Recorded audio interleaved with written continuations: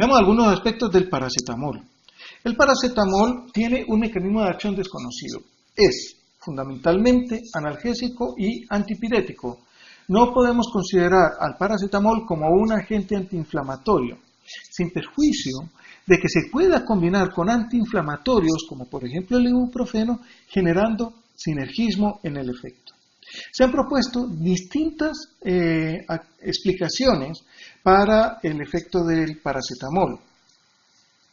Se dice que puede ser por un efecto de bloqueo a nivel de la COX-2 central, pero todavía eso no está muy bien fundamentado. También se dice que, o se sospecha que puede ser un agonista cannabinoide o que tenga efectos sobre el sistema de la serotonina a nivel del sistema nervioso central. Porque se ha visto que la inhibición de la síntesis de serotonina es capaz de reducir el efecto analgésico del paracetamol. No obstante, todavía falta mucho por investigar para poder dilucidar el verdadero mecanismo de acción de este excelente analgésico antipirético. Por otro lado, el paracetamol es uno de los fármacos que tiene, uno de los AINES que tiene un metabolismo más complejo. Es un metabolito de citocromo P450 y a través de este metabolismo de la citocromo P450 es capaz de generar metabolitos tóxicos. Estos metabolitos tóxicos pueden generar, cuando hay disminución de amortiguadores tipo glutatión, una necrosis hepática severa. Por lo tanto, hay que tener cuidado con la sobredosis. La sobredosis se considera cuando un adulto ha tomado más de 4 gramos al día o en un niño más de 75 miligramos por kilo de peso al día. Si es menor de 2 años, se reduce a 60 miligramos por kilo de peso. Por lo tanto, es importante. Ahora, si el paciente es alcohólico crónico, la probabilidad de que pueda presentar sobredosis con cantidades menores es mucho más alta. Por otro lado, tenemos que hablar de los inhibidores selectivos de COX-2, como el celecoxib. Porque siempre está la pregunta, ¿son más analgésicos, son más seguros que los inhibidores no selectivos? El celecoxib, por ejemplo, inhibe 375 veces más la COX-2. Por lo tanto, uno tendría a pensar, pues va a tener un mejor efecto analgésico y antiinflamatorio. No obstante, comparativamente, no tiene mayor efecto. La diferencia fundamental está en que, al ser selectivo de COX-2, no genera las reacciones adversas inducidas por la inhibición de COX-1. Y eso es tal vez lo más importante. Ahora, congéneres del celecoxib han sido retirados del mercado porque se ha demostrado que tienen una tasa mayor de reacciones cardiovasculares y por lo tanto fueron eliminados porque aumentaban la muerte por eventos cardiovasculares. No obstante lo anterior, el hecho de que uno de ellos haya sido retirado del mercado por esta razón no quiere decir que todos los inhibidores COX-2 tengan la misma incidencia. Por lo tanto, se recomienda que cuando se vaya a utilizar celecoxib, se utilice a la menor dosis posible, por el menor periodo de tiempo y en una población definida para este agente. Pero tenemos que mejorar que un ibuprofeno de 400 miligramos, un diclofenaco y un celecoxib están más o menos dentro del mismo rango de eficacia. Este NNT es el número necesario para tratar. Significa que para poder tener un efecto comparativo, el número de pacientes necesarios para que me informen un efecto benéfico sobre el dolor o sobre la inflamación corresponde a este valor. Por lo tanto, cuando yo trato pacientes con ibuprofeno 400, necesito 2,5 pacientes para que ese ese grupo pueda ser comparable, mientras que con celecoxib necesito un número un poquito mayor, 3,5. Por lo tanto, podríamos decir que son equivalentes en efecto antiinflamatorio, en efecto analgésico, y por lo tanto, por el hecho de ser COX-2 selectivos, no los hace mejores AINES. Solamente recalco que son fármacos susceptibles de producir menos reacciones adversas referidas a inhibición de COX-1. Muy bien. Anestésicos locales, AINES, y la tercera estrategia analgésica son los fármacos opioides. Estos analgésicos opioides provienen de la amapola. El látex de la amapola es denominado opium farmacológicamente y de él deriva una gran cantidad de agentes denominados opiáceos, como la morfina, como la codeína y como la tebaína. Además, también hay modificaciones semisintéticas realizadas a la morfina, codeína y tebaína que nos generan los opioides semisintéticos. ¿Semisintéticos como quiénes? Como la heroína, como la oxicodona, como la buprenorfina y como la naloxona. Y esta naloxona tiene la característica de ser antagonista en los receptores opioides endógenos. Por lo tanto, es un fármaco muy utilizado para el tratamiento de intoxicación aguda por opioides. Pero también tenemos aquellos denominados opioides sintéticos como la metadona, la petidina o meperidina y el fentanilo, además del muy utilizado tramadol. En nuestro medio tenemos distintas opciones de acceso a estos opioides. Algunos son considerados estupefacientes y por lo tanto deben ser vendidos exclusivamente bajo receta cheque. Otros, como el tramadol, bajo receta retenida. Y en general los AINES, receta médica simple.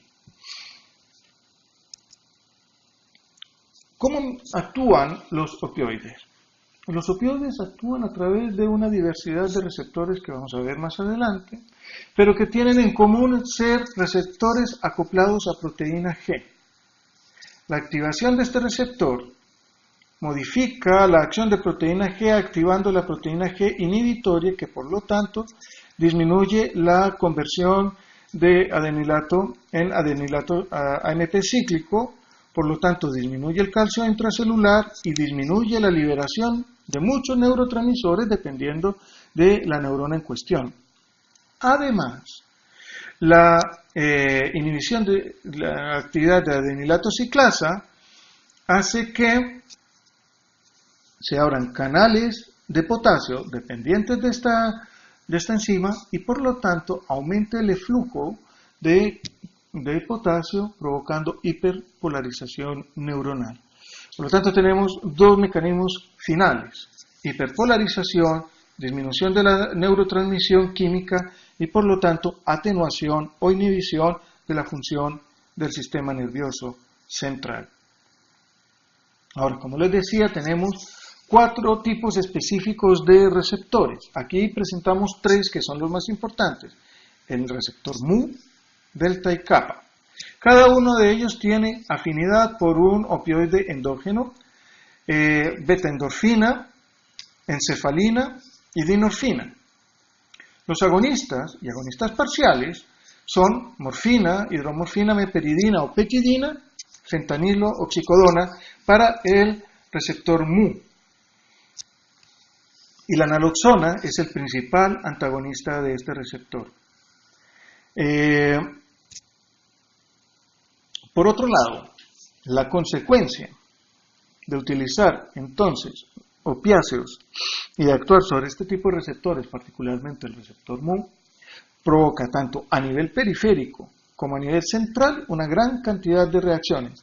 Reacciones que podríamos distinguir en el efecto agudo y en el efecto crónico. Aquí está una larga lista de cada uno de ellos, en los cuales yo quiero señalar fundamentalmente la analgesia, la supresión del reflejo de la tos, y por otro lado, la tolerancia y la depresión respiratoria. Respecto de la analgesia, nosotros podemos recordar que el opioide comienza a ser utilizado a partir de la escala 2 o dolor leve moderado. Para ello disponemos fundamentalmente de los denominados opioides débiles, como la codeína, el tramadol y un derivado más de segunda generación, podríamos decir, el tapentadol, que es congénere del tramadol. Para el caso del dolor, severo, el dolor moderado o agudo severo, ¿sí? Tenemos a los opioides fuertes o potentes, como la morfina, oxicodona o el fentanil, que no solamente se utiliza para este tipo de situaciones, sino que también se utiliza como ayudante en la anestesia quirúrgica o también en la anestesia epidural o raquídea. En nuestro medio aquí traigo yo algunos de los ejemplos de los opioides que están disponibles a través de receta cheque en nuestro medio. ¿Sí? Y observen ustedes cómo tenemos desde los opioides débiles como la codeína hasta los más fuertes como la morfina, la metadona y la oxicodona, pasando por el fentanilo.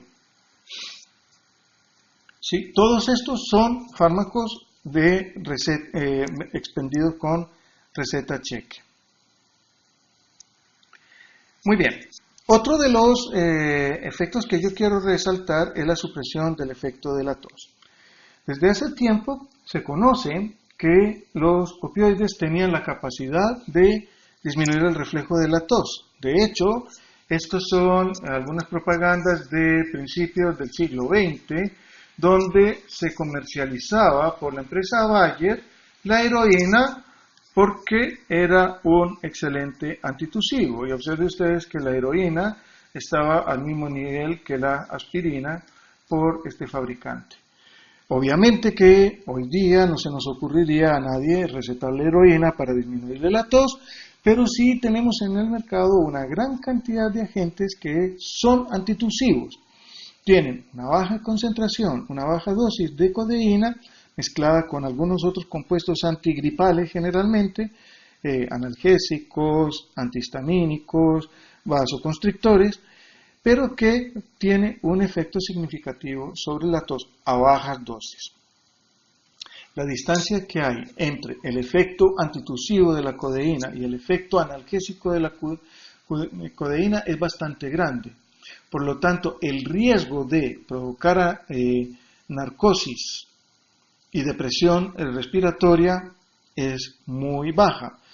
Eso no obsta que si una persona se toma el contenido completo de un frasco de un antitusivo con codeína, también pueda empezar a sentir estos efectos. Uno de los efectos adversos interesantes es el estreñimiento.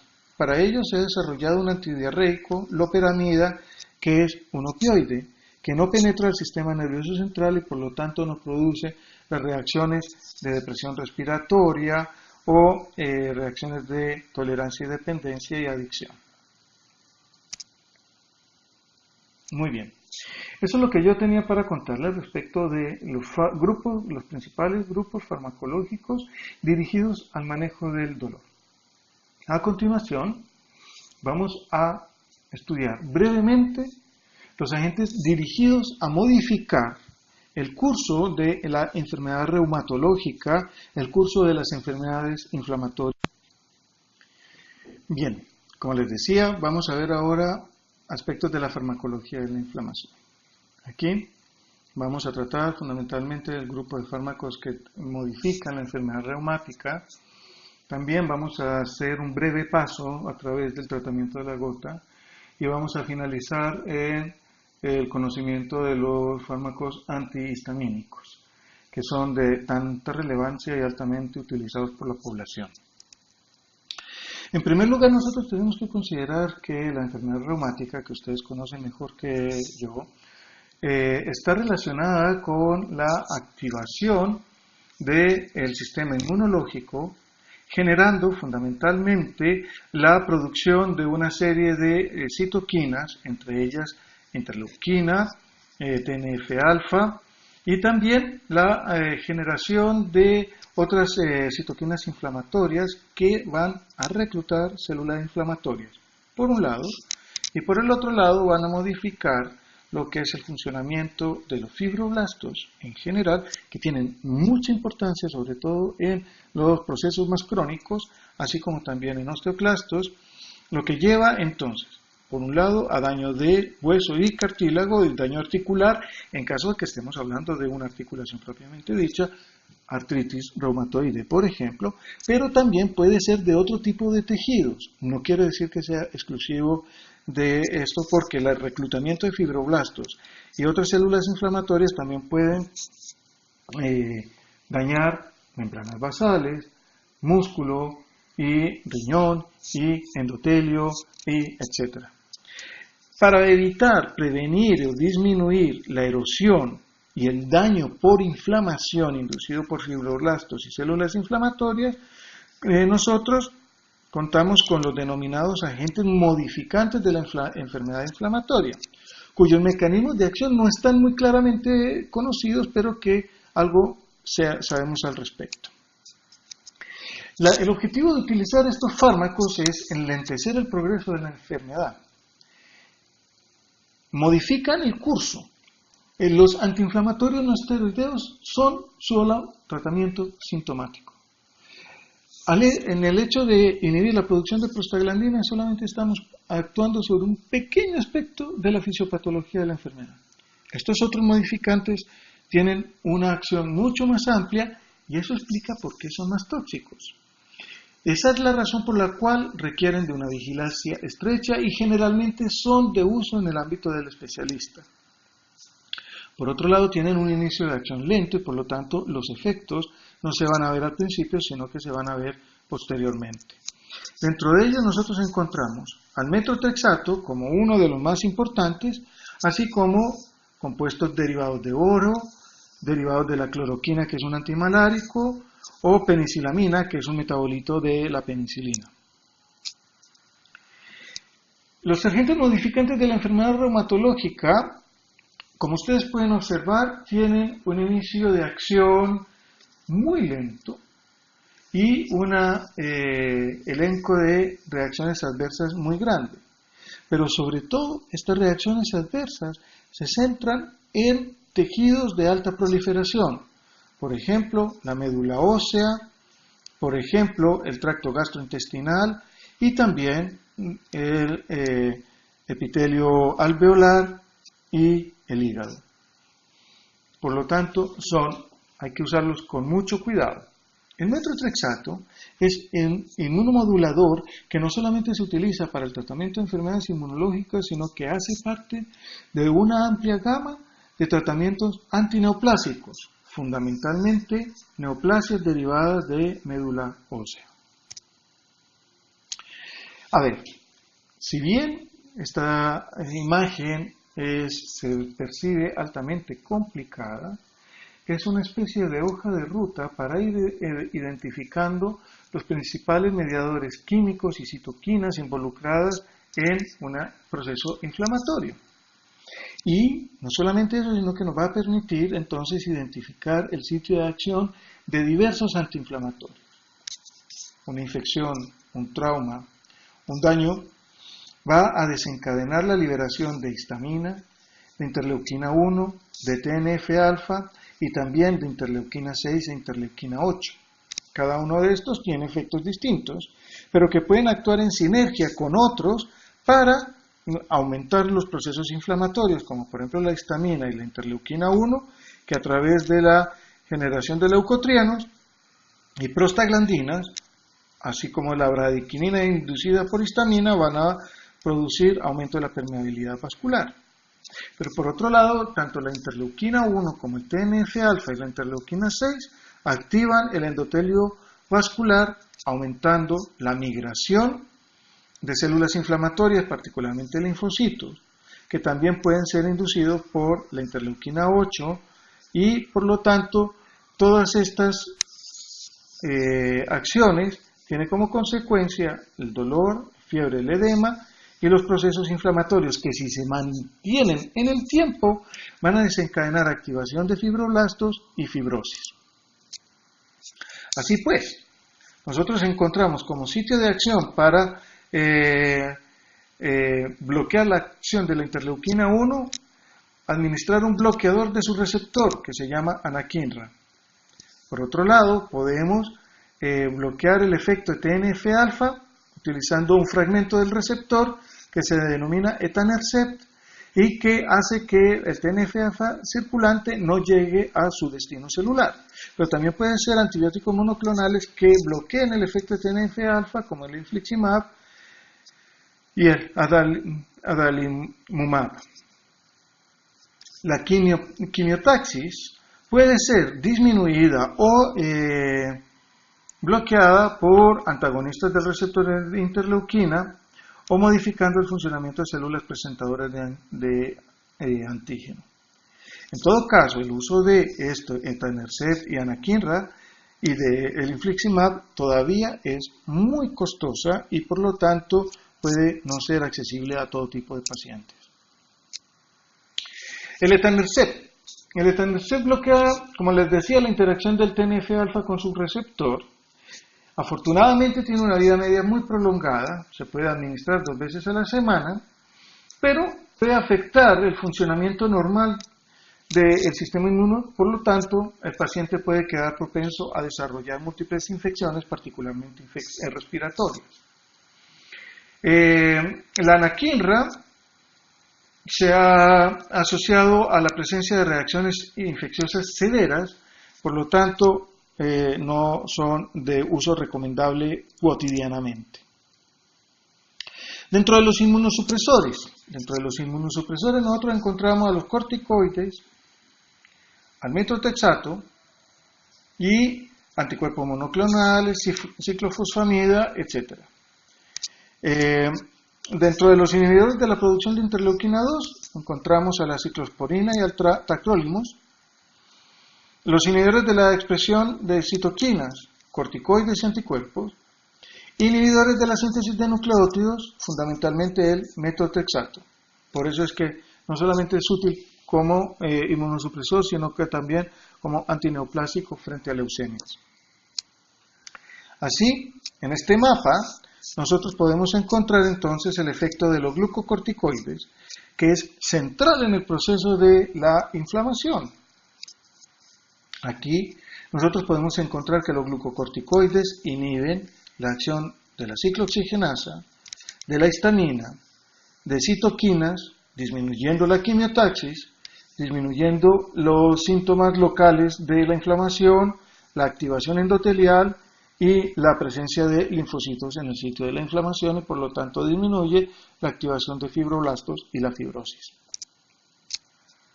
Estos glucocorticoides son entonces muy útiles para disminuir la producción de reactantes de fase aguda y mejorar la producción de anticuerpos y disminuir la inmunidad celular. El mecanismo de acción de estos agentes está dado por la inducción de la transcripción de genes relacionados con la síntesis de proteínas, relacionados con el metabolismo de carbohidratos y con el metabolismo de citoquinas. En los 2 primeros lo inducen y en el tercero lo inhiben, por inhibición de la actividad de fosfolipasa 2, entre otras funciones. Por lo tanto, los glucocorticoides constituyen el grupo farmacológico central dentro de los procesos inmunomoduladores. Otros inmunomoduladores son la ciclosporina, que previene la activación de las células TH y producción de interleuquina 2. Esto disminuye la respuesta de hipersensibilidad retardada. La satioprina es otro antimetabolito parecido al metotrexato que inhibe la síntesis de purinas. Y la leflunomida, que interfiere con la síntesis de timidina. Leflunomida, azatioprina y metotrexato, por lo tanto, son agentes que podríamos denominar antimetabolitos y tienen muchos efectos inmunosupresores y que también podrían ser ayudantes antineoplásicos. Muy bien. Ahora brevemente hablar del tratamiento de la gota. El tratamiento de la gota está dirigido fundamentalmente a disminuir la acumulación de ácido úrico en las articulaciones o bien a aumentar su eliminación. La inhibición de la síntesis de ácido úrico, y por lo tanto su acumulación en articulaciones, se puede lograr a través del alopurinol, que inhibe la santina oxidasa, que es esencial para convertir la hipoxantina en santina, en ácido úrico, perdón, que es la forma de expresión de nucleótidos purínicos. Por otro lado, yo también puedo utilizar colchicina, que es capaz de inhibir la migración leucocitaria porque afecta específicamente a microtúbulos. La colchicina calma el dolor y la inflamación, pero no bloquea la eliminación del ácido úrico. Para ello usamos alopurinol. Colchicina, por lo tanto, es útil en el tratamiento de la gota aguda y el alopurinol para la mantención. Muy bien, volvamos a nuestro mapa. En este mapa vamos a encontrar entonces el sitio de acción de otros agentes que participan en procesos inflamatorios, como es la histamina. Aquí encontramos entonces el sitio de acción de los bloqueadores H1. Recordemos que la histamina actúa en dos tipos de receptores. H1, mediadores de la inflamación a través de la degranulación de mastocitos, y receptores H2 que tienen que ver con la secreción de ácido gástrico. Acá nos vamos a dirigir exclusivamente con los receptores H1. Aquí encontramos entonces a una gran cantidad de agentes responsables del bloqueo de receptores H1. Desde aquellos de primera generación como la clorfenamina, que penetra el sistema nervioso central y explica su efecto sedante, hasta la cetiricina y la loratadina, que por no penetrar al sistema nervioso central tienen un efecto no sedante. En términos generales, bloquean la respuesta vascular a la histamina, disminuyendo la permeabilidad capilar, pero no afectan ni la actividad bronquial, ni afectan la presión arterial, ni producen ningún otro tipo de efecto. Para ello, habría que utilizar agentes mucho más agresivos, como por ejemplo la adrenalina. Son fármacos que son útiles administrados por la vía oral y tienen una duración de acción que va desde 6 horas, los de primera generación, hasta acción prolongada, como los de segunda y tercera generación, que tienen la posibilidad de ser administrados una vez al día. No obstante lo anterior, también tienen reacciones adversas que son mucho más severos para los de primera generación, como por ejemplo depresión del sistema nervioso central, sedación y efectos anticolinérgicos. Sus principales usos, por lo tanto, es en el tratamiento de alergias. Eso fue, brevemente entonces, la farmacología de la inflamación, donde señalo con particular énfasis reconocer el uso de glucocorticoides, metotrexato, para la modificación de la enfermedad reumática y como inmunomoduladores, y en términos generales, identificar a agentes antihistamínicos de primera y segunda generación que son ampliamente utilizados para el tratamiento de las alergias. Con esto concluye entonces la sistematización del dolor y de la inflamación. Muchas gracias por su atención.